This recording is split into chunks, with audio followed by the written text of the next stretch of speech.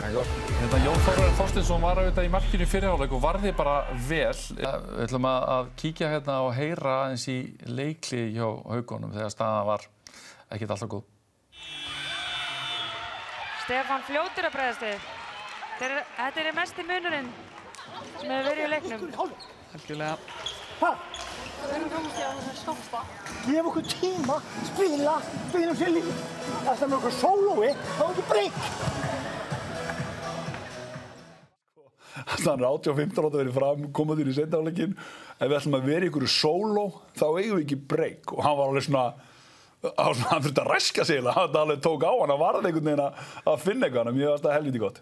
Við erum að hafa þetta jafnt. Heyrum í þjálfara Fram. Já, ekkert mál. Við erum búin að hleypa þeim inn í þetta núna, algjörlega óþarfi. Við erum að koma boltanum hérna þannig, var nú þá alveg svæði. Þetta er klárbreytt. Þú voru að klára alveg í gegn. Já, notaðu fokkin vöðvana henni, þú ert alltaf liftandi, sko. Já. Það er aftur, sko. Notaðu fokkin vöðvana henni, þú ert alltaf liftandi. Hann vildi einhvern veginn fá hann í meira árásir einn og klára sig í gegn, þannig að hann fann orðavalið. Þetta er mjög góð leikli, bæði. Höfðu áhrif.